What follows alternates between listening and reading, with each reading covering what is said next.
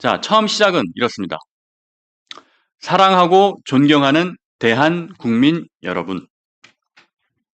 그냥 국민이 아니고 대한국민 여러분이라고 표현을 했습니다. 대한민국의 정체성을 확실히 잡고 들어가는 거죠. 대한국민 여러분. 그냥 국민 여러분이 아니고, 그리고 당원 동지 여러분을 얘기를 하면서 뭐라고 표현했냐? 저에겐 언제나 국민과 당원이 먼저입니다. 그죠? 선민후사를 얘기하는 것이고, 그리고 책 제목인 국민이 먼저입니다가 연상이 되기도 하고요. 그리고 한동훈 대표가 늘 철학으로 삼고 있는 국민이 먼저입니다를 나타내주는 것이기도 합니다. 그래서 한동훈 캠프의 공식 명칭이 국민 먼저 캠프로 이름을 지었잖아요. 자, 그래서 국민이 먼저다라는 이야기입니다. 그리고 이것이 가장 큰 원칙이어야 한다.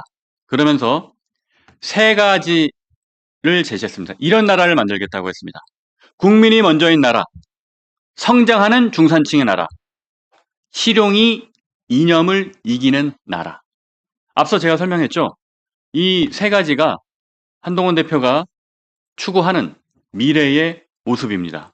대한민국이 나아갈 길이죠. 그리고 이 세 가지 목표를 제시했으면 그 목표를 달성하기 위한 방법론이 있어야 되잖아요. 그 방법론으로 제시한 것이 정치교체, 세대교체, 시대교체입니다. 그 목표와 방법론을 앞부분에서 얘기하고, 그리고 대통령 선거에 출마한다는 자기 본인의 의지를 밝힌 겁니다. 그러니까 연설문의 초입부터 되게 강력하게 시선을 끌죠. 그죠?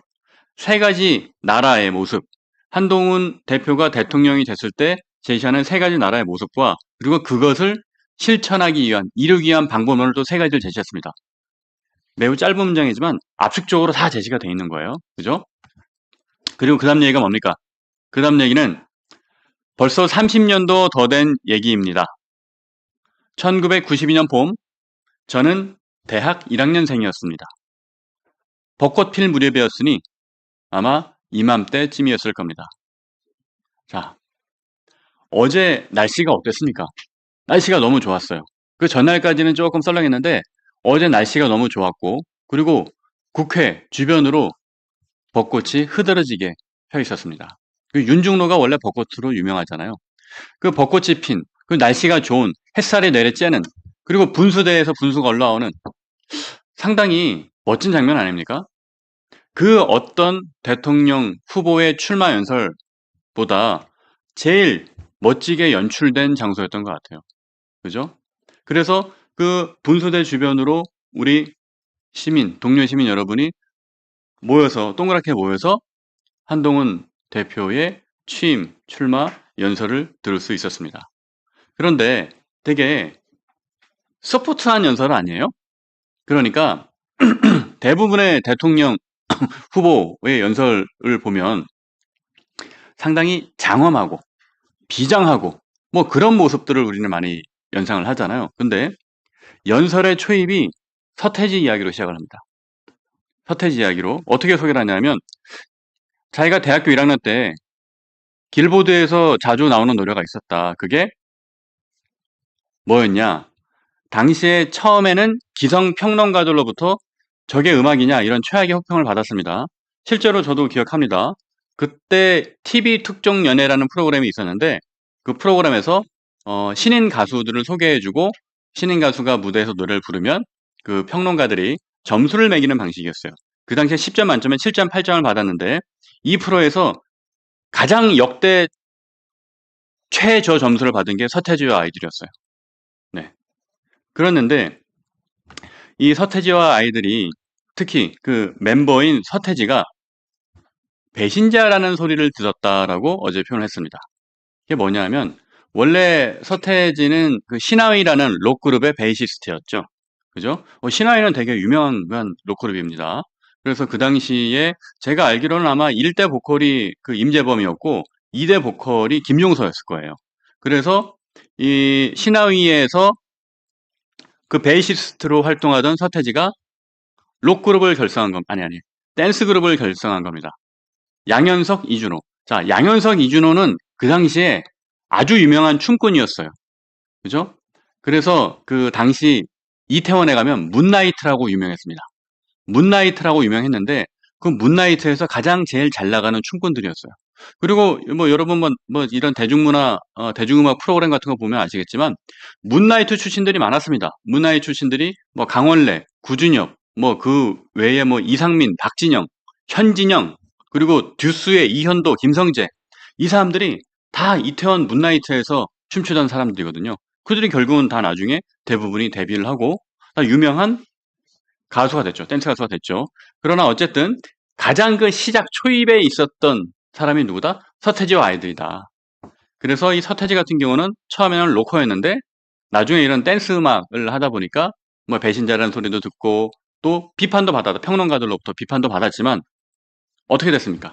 결국에는 문화 대통령이 됐습니다. 대한민국의 대중음악사를 바꾼 문화 대통령이 됐고요. 그리고 나중에는 BTS나 뭐 아니면 다른 그 유명한 그 K-팝을 하는 그룹들이 가장 존중하는, 존경하는 레전드로 남게 된 거죠. 그래서 한동훈 대표의 연설에서 이 서태지 이야기를 제일 먼저 갖다 쓴 것은 여러 가지 의미가 있는데 첫 번째, 서태지가 갖고 있는 시대교체, 문화 대통령이 된 거잖아요. 시대교체를 통해서 문화 대통령이 된 겁니다. 한동훈 대표가 말하는 것도 뭡니까? 시대교체죠. 지금의 어떤 이 고인물식 정치, 기득권의 구시대적 정치를 바꾸겠다. 시대를 교체하겠다. 그런 의미로 비유가 되는 겁니다. 서태지가. 그리고 그 시대 교체는 어느 한순간에 폭발하듯 일어난다. 폭발하듯 일어나는 거고 이게 결국은 뭐냐? 점진적으로 뭔가 변화는 이루어집니다.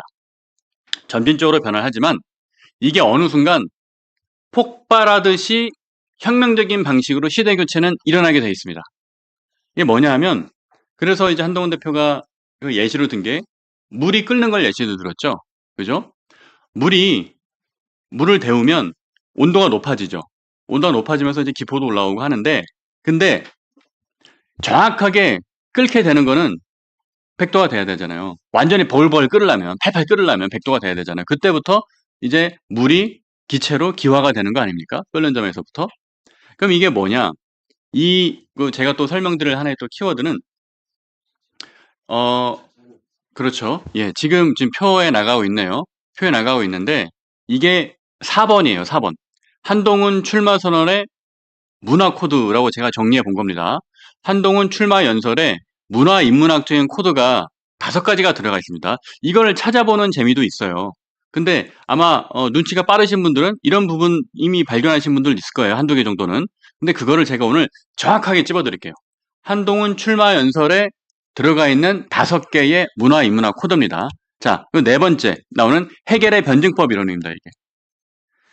이게 양질 전화의 법칙이라고 그래요. 그러니까 시대 교체라는 거는 어느 한순간에 폭발하듯 일어난다. 물이 끓듯이 양질 전화의 법칙이에요. 그러니까 무슨 뜻이냐면 우리가 컵이 있습니다. 컵이 있는데 컵에 물을 따라요.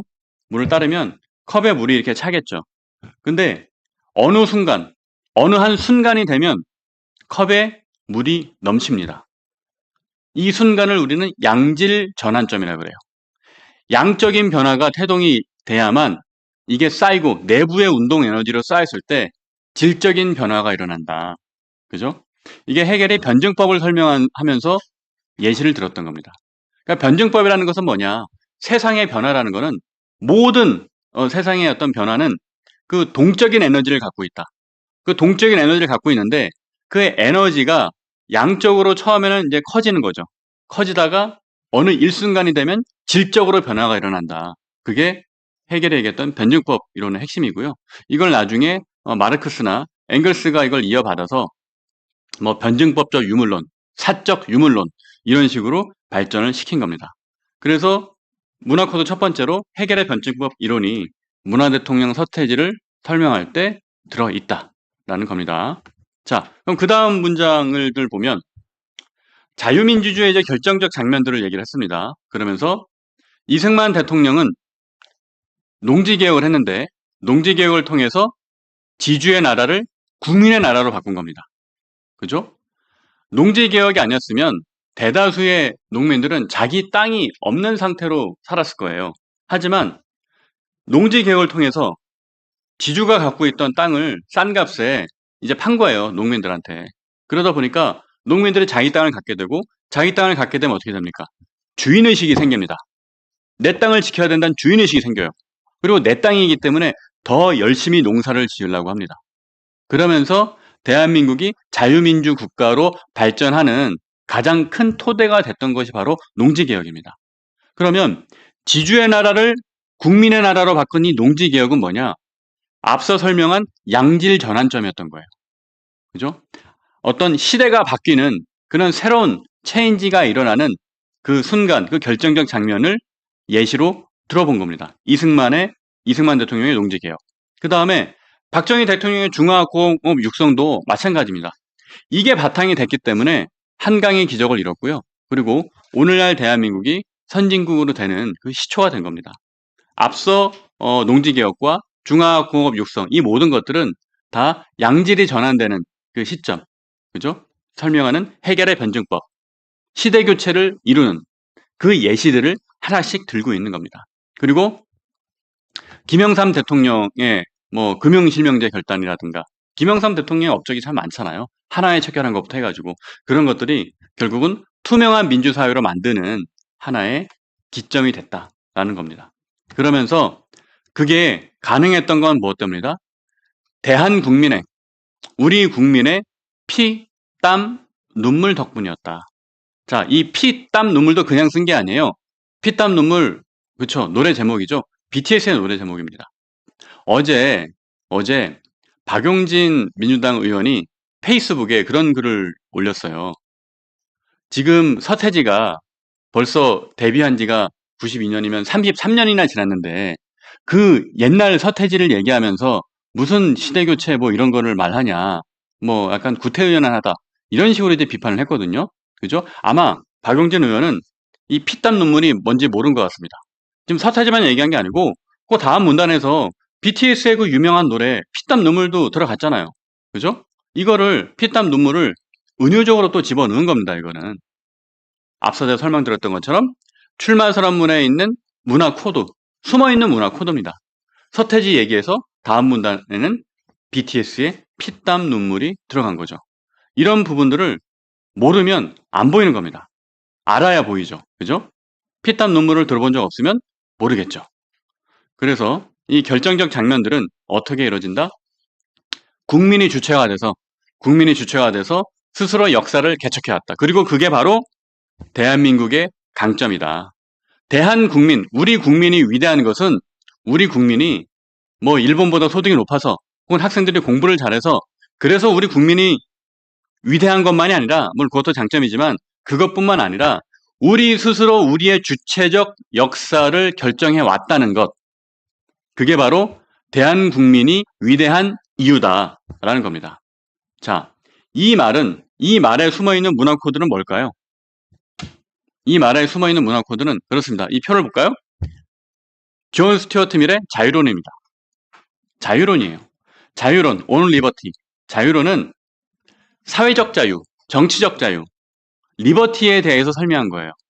프리덤이 아니라 개인의 자유가 아니라 개인의 그냥 뭐 태생적 자유, 어떤 속박으로부터의 자유가 아니고 사회적 자유를 얘기하는 겁니다.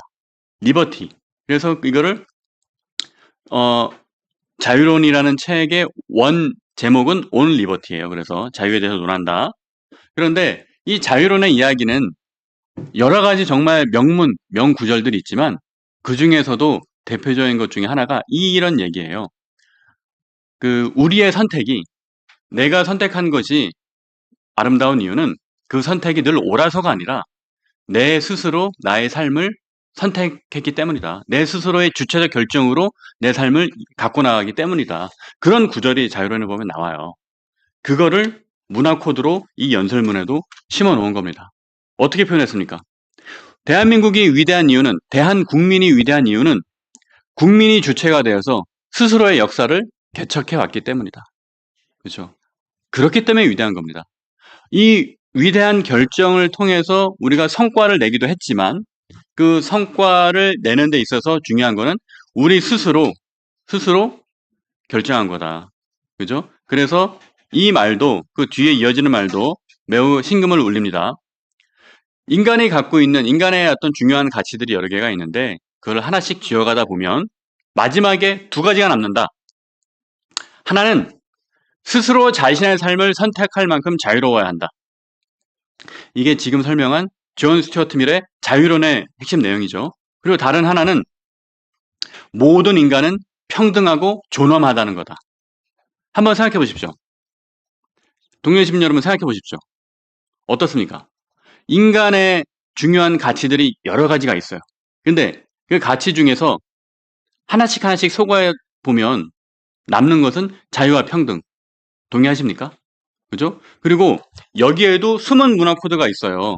제가 표현을 쓰지 않았지만 인간의 중요한 가치들을 하나씩 하나씩 소관하는 방식. 이걸 뭐라 부르죠? 그렇죠. 코기타 하르기즘. 데카르트의 방법적 회의입니다. 방법적 회의. 방법적 회의가 뭡니까? 데카르트가 내가 갖고 있는 거를 세상의 모든 것을 다 의심을 해봤대요. 이게 과연 정말 존재하는 걸까? 다 의심을 해봤는데 제일 마지막에 남는 건 뭐더라? 이 모든 것들을 의심하고 있는 나 자체는 존재가 확실하다. 거기서부터 데카르트의 철학이 시작된 거 아닙니까? 그 방식을 여기도 원용을 한 겁니다. 인간의 가치 중에서 덜 중요한 것들을 하나씩 지우다 보니까 자유와 평등이 남더라. 명문 아닙니까? 그죠? 네. 그래서 그 다음 문장에서는 주권자의 손으로 이룩한 대한민국을 얘기합니다. 자유와 평등을 택한 거는 우리 자신이다. 우리 자신이 택했고 그 결과 어떻게 됐습니까? 북한과 다른 길을 갔는데 그 서로 다른 길을 간 것이 어느 선택이 옳았는지는 지금의 현실이 증명한다. 그죠? 그러면서 그 다음 문장에서는 설명하는 게 그 누구도 가지 않은 길이었고 그 누구도 성공하지 못한 길이었다. 하지만 그 선택은 오늘의 모든 것을 바꿔놨다. 자, 이 문장 들어보면 좀 시에 관심 있는 분들은 벌써 다 깨달았을 거예요. 그렇죠. 로버트 프로스트의 가지 않은 길이라는 시입니다. 로버트 프로스트의 가지 않은 길이라는 시인데 자, The Road Not Taken이라는 시예요. 제가 이 시의 내용을 전체는 안 읽고요. 일부만 읽어볼게요. 처음에 이렇게 시작을 합니다. The Road Not Taken, 가지 않은 길. 노란 숲 속에 두 개의 길이 갈라져 있었습니다. 나는 둘 다 갈 수 없는 것을 아쉬워하면서 오래 서서 볼 수 있는 멀리 있는 곳에서 한쪽 길을 내려다 보았습니다. 그것이 덤불 속으로 굽어 사라지는 곳까지 봤습니다. 그러고 난 뒤 한 길을 택했습니다. 아마 더 나은 것 같아서였을 겁니다. 그 길은 풀이 무성하고 다른 자취가 없었기 때문에 그곳을 지나다니는 것이 내게 의미가 있었다고 생각을 했습니다. 그래서 쭉쭉 가다가 이 시의 끝에서는 뭐라고 얘기하냐면 언젠가 나는 오랜 세월이 흐른 뒤에 어디선가에서 이렇게 말을 하고 있을 겁니다. 숲속에 두 개의 길이 나뉘어 있었고 그곳에서 나는 사람이 덜 다닌 인적이 드문 길을 택했습니다. 그리고 그것이 내 모든 것을 달라지게 했습니다. 자, 이게 로드나 테이큰이에요. 가지 않은 길. 이 가지 않은 길의 내용을, 이 식구를 여기서 표현을 한 겁니다. 그대로 갖다 쓰진 않았지만 그 의미를 갖고 왔어요. 그 누구도 가지 않은 길이었고 그 누구도 성공하지 못한 길이었다. 하지만 하지만 그 선택은 오늘의 모든 것을 바꿔놨다. 프로스트의 가지 않은 길이 이 출마 연설문 속에 문화 코드로 숨어 있는 겁니다. 그러면서 반세기 만에 우리는 산업화와 민주화를 동시에 성취한 유일무이한 국가가 됐다라고 얘기를 한 거죠. 여러분, 이렇게 제가 설명을 드리니까 훨씬 더 한동훈 대표의 연설문이 재밌지 않습니까? 그죠? 그러면서 어쨌든 시대 교체가 시대 정신이다. 시대 교체가 시대 정신이고 나는 적대적 공생을 해온 구시대적 정치를 끝내겠다라고 얘기를 합니다. 그럼 구시대적 정치라는 건 뭡니까? 그나물의 그 밥처럼 사람만 바꾸며 적대적 공생을 해온 구시대 정치를 끝장내겠습니다. 보수와 진보, 영남과 호남, 화이트 칼라와 블루 칼라처럼 어떤 태기를 강요하는, 어떤 하나의 프레임을 주고 태기를 강요하는 기득권 정치의 막을 내리겠다. 어떻게? 영남과 호남. 자, 지역주의에 기대서 두 정치 세력이 적대적 공생을 해온 거잖아요. 그죠? 어느 한편을 태기하도록 그렇게 해왔던 구시대 정치를 끝내겠다는 게 한동훈 대표의 시대 정신입니다. 그래서 87 체제에 대한 이야기를 했죠. 개헌을 해야게 됐고, 그리고 개헌을 통해서 자기는 임기 3년을 단축하고 다음 총선과 대통령의 선거를 시기를 맞추겠다. 이 이유는 그동안 개헌 논의가 너무 많았습니다. 너무 많았지만 한 번도 실행된 적이 없어요. 87년 이후로. 그러다 보니까 그렇게 개헌 논의가 말만 무성하고 실제 집행되지 않은 것은 그 이유는 뭐 때문이다? 권력자가 개헌을 하겠다는 의지보다 어떤 자신의 정치적 욕망이 컸기 때문입니다. 권력에 대한 욕망이 컸기 때문에 개헌을 안 한 거예요. 자, 제가 쓴 책에서 저는 권력에 대해서 이렇게 표현을 합니다. 권력은 소금물처럼 마실수록 목마르다. 네. 권력은 소금물처럼 내가 획득할수록 목마르다. 권력을 갖게 되면 더 큰 권력을 갖고 싶어지는 거예요. 하지만 그거를 책임과 희생의 자세로 끊어내겠다. 그리고 나는 새로운 시대의 주인공이 아니라 구시대의 문을 닫는 마지막 문지기가 되겠다. 새로운 시대의 주인공, 자, 대부분 사람들은 자기가 주인공이고 싶어 합니다. 특히 대통령 후보가 된 사람은, 대통령이 되겠다는 사람은 더욱더 그래요. 더욱더 내가 이 시대의 주인공이 되어야지라는 생각이 강합니다. 하지만 한동훈 대표는 그게 아니잖아요. 난 새 시대의 주인공이 아니라 구시대의 문을 닫는 마지막 문지기가 되겠다. 책임과 희생의 자세를 보이는 겁니다. 그리고 세대 교체를 얘기합니다. 자, 세대 교체를 보면 이렇게 표현을 했습니다. 존경하는 국민 여러분, 시대 교체를 완성하려면 세대 교체도 필요합니다. 지금 세상은 빨리 돌아가고 있습니다. 그리고 시간은 멈춰지지 않습니다. 자, 이 표현, 지금 세상은 너무 빨리 돌아가고 있습니다. 이 뭡니까? 그렇죠. 서태지 노래 환상 속의 그대에 나오는 가사입니다. 자, 서태지 노래를 제가 노래를 잘한다면 한번 좀 불러드리고 싶은데 제가 노래에 소질이 없어서 차마 불러드리지는 못하겠습니다. 여러분 한번 음악을 찾아서 한번 들어보십시오. 보면 환상 속의 그대에 이 이야기가 나옵니다. 그리고 환상 속의 그대의 가사 일부를 인용한 거는 그 비대위원장으로 나설 때도 그때도 환상 속의 그대 나오는 이야기를 조금 녹여서 했었죠.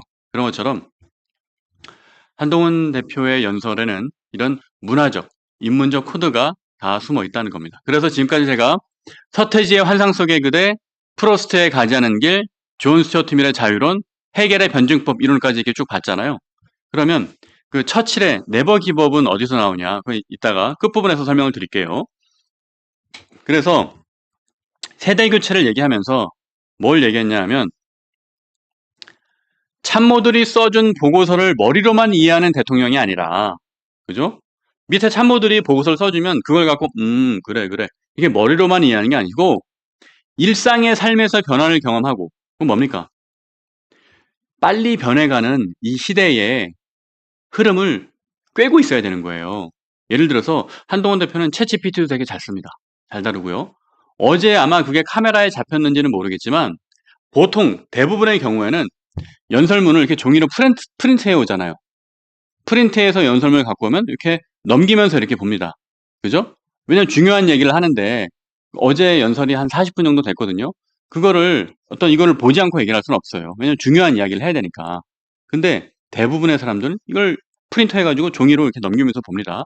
근데 어제 한동훈 대표는 아이패드로 봤어요. 태블릿으로 봤어요. 태블릿으로 봤습니다. 그리고 실제로 제가 알기로는 책 작업을 할 때도 그 태블릿으로 이렇게 표시를 했습니다. 수정할 것들, 편집자와 필요한 부분들을 이제 윤문을 하거나 그럴 때 제가 이제 대담자로서 참여해서 이제 대담한 부분은 제가 정리를 했었는데 그 부분도 그 태블릿을 통해서 그렇게 했습니다. 그러니까 요즘 세대인 거죠. 그죠? 자, 그러면 이런 새로운 디지털 기기, 문물을 쓸 줄 아는 게 왜 중요하냐? 이걸 사용하지 않으면 그 감을 익히기가 어려워요. 세상이 어떻게 돌아가고 있는지, 이렇게 돌아가는 세상에서 뭐가 필요한지, 이 부분에서 문제는 뭔지, 이런 것들을 내가 직접 써보고 사용해 봐야, 그래야 뭐 참모들이 올려주는 보고서를 보고도 이해가 가지. 그리고 정책을 입안할 때도 뭐 누가 이렇게 정책을 제안을 하면 그거를 알고 있어야 그래 이게 중요하구나 생각해서 이 정책적 결정을 하는 거 아니겠습니까? 그래서 김종인 전 위원장이 맨날 뭘 얘기합니까? 새로운 시대의 대통령은 좀 젊은 사람이 돼야 된다. 그 이유가 왜? AI, 인공지능 이런 것도 좀 잘 알아야 된다.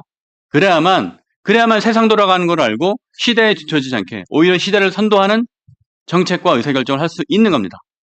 그런데 제가 이거 뭐 굳이 얘기하지 않더라도 한동훈 대표가 그 인공지능에 대해서 혹은 또 크립토커런시에 대해서 유튜브에 나와서 했던 얘기들 여러분 다 보셨잖아요. 그죠? 웬만한 전문가보다 훨씬 더 잘 알고 있습니다. 그러니까 이런 사람이 대통령이 돼야만 미래의 방향과 문제의식까지 읽어낼 수 있다. 그리고 한동훈은 그런 대통령이 되겠다라고 연설을 했습니다. 저 한동훈이 바로 그런 대통령이 되겠습니다. 이렇게 연설을 했습니다. 그러면서 이제 한 가지 세대교체도 얘기한 거는 이제 86 정치인들을 얘기했죠. 그러니까 86세대 전체를 뭐라 그러는 게 아니에요. 86 정치인들. 그래서 여기 표현해 보면 그런 게 있습니다. 90년대 정치에 발을 들어서 아직까지도 기득권 주류입니다. 아직까지도. 그러니까 30년 가까이 아직도 정치권에서 주류 역할을 하고 있는 거예요. 그러다 보니까 어떻습니까? 이제 좀 후배 세대에게 물려줘야 되는데 그거를 안 하고 계속 지금 손에 쥐고 있는 거예요. 그 부분을 비판하는 거예요. 왜? 왜 비판합니까? 자, 아까 설명드렸죠. 이제 이 새 시대의 주축은 지금의 주축은 30대, 40대, 50대가 우리 사회의 주축이잖아요. 그죠? 그리고 60년대 그러니까 86 정치인들은 지금 대부분 60대가 넘었어요. 60세가 넘었어요. 그러니까 기업으로 치면 이제 정년이 돼서 은퇴하신 분들이 많습니다. 하지만 그 사람들이 아직까지도 정치의 주력이 되고 있는 겁니다. 그죠? 물론 나이가 들었기 때문에 정치에서 다 은퇴해야 되는 건 아니에요. 그건 절대 아닌데 숫자로 보면 86 정치인들이 너무 많아요. 너무 많기 때문에 30대, 40대 이 젊은 사람들의 생각이 정치에 반영이 잘 안 되는 겁니다. 그래서 86 정치인들은 이제 좀 퇴장을 해야 된다. 그러면서 무슨 얘기를 하냐면 학생운동에 대해 얘기합니다. 물론 87년 그 민주화운동 당시에 학생운동을 했던 대학생들이 뭐 분명히 업적이 있습니다. 하지만 그들이 전부가 아니죠. 그죠? 오직 그들 때문에 민주화가 이루어진 건 아니잖아요. 그러면서 이렇게 표현합니다. 당시 중산층과 넥타이 부대가 없었다면 민주화에 평생을 바친 김영삼 전 대통령 같은 위대한 정치 지도자가 없었다면 이 다음 문장이 중요해요. 이제는 생활인으로 돌아간 다수의 86 세대가 없었다면 민주화는 요원했을 것이다. 생각해보세요. 민주화 운동이 그 당시 뭐 학생회장 같은 거 해서 지금 정치인이 돼 있는 그 사람들 때문만에 민주화가 이루어진 겁니까? 절대 아니죠. 그 사람들이 앞에서 물론 있었지만 그 사람들이 스포트라이트를 받았지만 그보다 훨씬 많은 대다수의 그 당시 86 세대가 있었기 때문에 민주화 운동이 이루어진 거잖아요. 또 그들의 동조하는 중산층과 넥타이 부대가 있었기 때문이고. 그런데 그 민주화 운동, 학생 운동의 과실을 얻고 있는 사람은 누굽니까? 그죠? 그 당시 학생회장 했던 그런 정치인들이잖아요, 다. 그들만 마치 민주화 운동을 이끌어서 지금의 민주화가 이루어진 것처럼 그때 학생운동 몇 년 한 걸 가지고 평생을 우려먹고 있습니다. 86 정치인들이. 그들에 대한 문제의식을 얘기를 하는 겁니다. 그리고 이걸 통해서 이런 세대교체, 시대교체를 통해서 한동훈 대표가 목표로 삼고 있는 구체적인 나라의 모습은 너와 나, 우리 모두가 행복한 나라입니다. 너와 나, 우리 모두가 행복한 나라가 되려면 뭘 해야 되느냐? 누구나 노력하면 원하고 꿈꾸는 삶을 살아갈 수 있어야 됩니다. 그래서 한동훈 대표는 무너진 계층 사다리를 세우겠다. 그리고 청년들은 내일의 꿈을 꿀 수 있고 중장년층도 희망을 가지며 어르신들은 미래를 걱정하지 않는 그런 나라를 만들겠다 하면서 여기서 앞서 설명드렸던 아주 보통의 하루가 나옵니다. 통계상 그 정도면 괜찮다. 이런 무책임한 말을 하는 대통령이 되지 않겠다. 자, 이 말을 정확하게 하진 않았지만 이것과 비슷한 뉘앙스를 보였던 대통령이 있었죠. 자, 누군지는 제가 정확하게 거론은 않겠습니다. 여러분 다 아실 겁니다. 그러면서 정치가 국민을 보듬고 국민이 정치를 걱정하지 않도록 여러분의 소중하고 평화로운 일상, 아주 보통의 하루를 지켜드리겠습니다.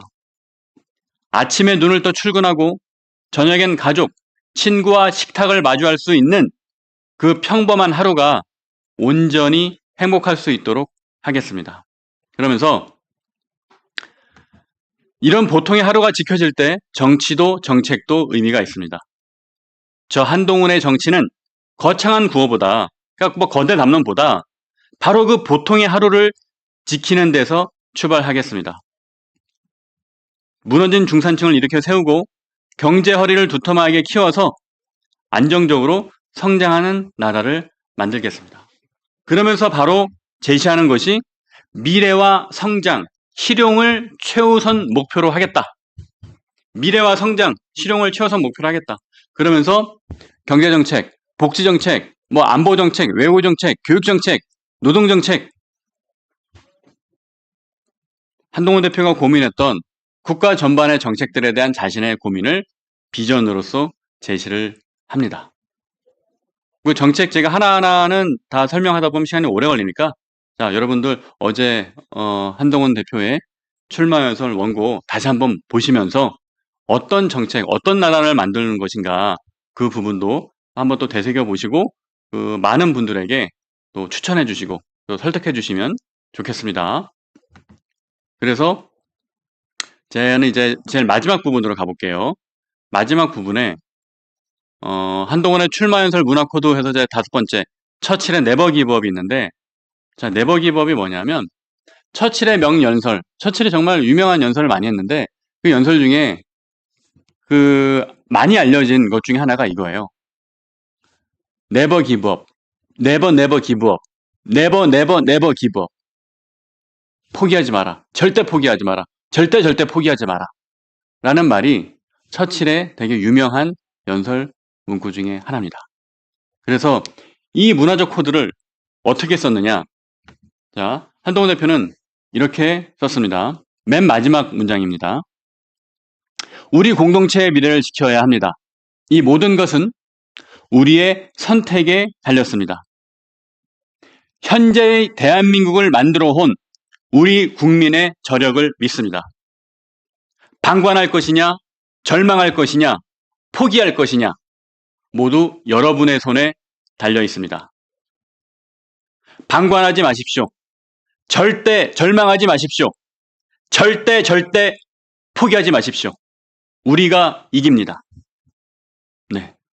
어제 한동훈 대표 연설의 백미였죠. 아주 호소력 짙은 목소리로 현장에서 많은 분들이 정말 뜨겁게 성원하고 환호하고 박수 갈채를 쳤습니다.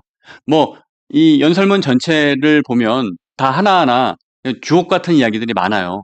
근데 그 중에서도 이 용기를 주는 부분, 그죠? 우리가 패배주의에 빠져야 되지 않는다는 부분. 지난주 국민의힘 의원총회에서 어떤 말들이 있었습니까? 뭐 우리는 패족이다. 10년 동안 뭐 선거에 대선 후보 내지 말아야 된다. 뭐 이런 패배주의가 있었잖아요. 근데 그런 패배주의에 길들여질 것이 아니라 방관하지 말아라. 절망하지 말아라. 포기하지 말아라. 우리가 이긴다. 그 얘기를 용기를 북돋는 거잖아요. 지도자라면 국가를 이끌어갈 대통령 후보, 국가 지도자라면 이런 비전과 결기가 있어야 됩니다. 그러면서 한동훈 대표의 마지막 문장은 이렇습니다. 대한민국이 이깁니다. 이기는 선택은 바로 한동훈입니다. 여러분과 함께 압도적으로 이길 것입니다. 감사합니다. 그렇게 한동훈 대표의 출마 연설은 끝을 맺었습니다. 자, 시간만 있다면 제가 연설문 전체를 다 이렇게 뜯어보고 상세한 설명을 드리면 좋을 텐데, 자, 어느덧 우리 약속했던 이 안녕 대한민국 시간이 벌써 끝났습니다. 네, 45분 동안 어제 40분의 연설을 제가 45분 동안 설명을 하다 보니까 설명을 하는 데 있어서 그 전체를 다 하기는 어려웠어요. 그래서 핵심이 되는 부분만 좀 짚어드렸고요. 그리고 제가 오늘 설명드린 한동훈의 출마 연설 문화 코드 이거하고 앞서 처음에 보여드렸던 한동훈의 새시대 키워드 요 두 개의 표는 우리 게시판에 올릴 거니까요. 이 게시판에 올려놓은 것들을 여러분께서 많은 곳에 이렇게 좀 확산시켜서 한동훈 대표의 생각이 알려졌으면 좋겠습니다. 자, 오늘도 한 2,100명이 넘는 그 시청자 여러분께서 같이 시청을 해주셨고요. 그분들 감사드리고 시청자 여러분의 말씀 잠깐 들어보겠습니다. 귀빈님, 아직도 이재명 지지율이 높습니다. 주변에선 대통령이 파면되어도 국힘이 달라진 게 없다는 게 민심입니다. 보수를 위해 윤석열 전 대통령이 탈당과 함께 안 보이는 게 당이 살 길입니다. 정신 좀 바짝 차리고 현실을 보시기 바랍니다. 윤어게인 분들, 자, 귀빈님 말씀에 저도 참 동감을 하고요. 동감을 하는데 그러면 우리가 이렇게 가만히 손 놓고 있으면 안 됩니다. 그죠? 설득을 해야 돼요. 설득을 해서 그분들이 생각을 바꾸게 만들어야 됩니다. 그러면 생각을 바꾸게 하려면 어떻게 해야 됩니까? 그죠?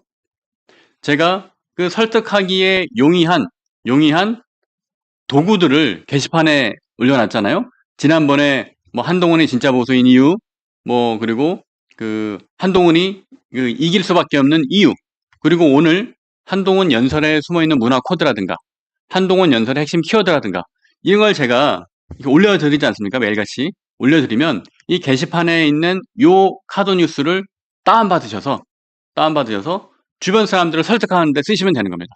자, 이 내용을 봐라. 이렇다. 그죠? 우리가 그냥 걱정만 하고 있을 게 아니라 아까 그 한동훈 대표의 연설 마지막에 뭐예요? 방관하지 말라. 포기하지 말라. 그런 거잖아요. 그죠? 우리가 적극적으로 움직일 때 새로운 시대도 가까이 올 수 있습니다. 자, 그리고 반짝반짝님. 한동훈과 함께 목숨 걸고 싸우자. 이긴다. 네. 좋습니다. 이런 결기는 좋아요. 이런 결기는 좋은데 아마 한동훈 대표가 방금 말씀하신 내용을 들었다면 이렇게 얘기했을 거예요. 제가 국민을 지켜드리겠습니다. 그러니까 국민 여러분께서는 목숨을 걸지 마십시오. 목숨은 제가 걸겠습니다. 아마 한동훈 대표라면 그렇게 말했을 겁니다. 자, 오늘 윤석만의 안녕 대한민국 시간에는 어제 있었던 한동훈 대표의 출마 연설을 전격 해부하는 시간을 가졌습니다. 그 안에 들어있는 숨어있는 문화 코드도 되게 재밌는 부분 아닙니까? 그래서 그런 것들도 여러분께서 또다시 한번 기억해 주시면서 그 다른 분들께도 전파해 주시면 좋겠고요. 그리고 또 추가로 한 분 더 소개해 드리면 현수님도 또 무언의 메시지로 또 응원을 해 주셨습니다. 자, 고맙습니다. 자, 오늘 방송은 여기서 마치겠습니다. 감사합니다.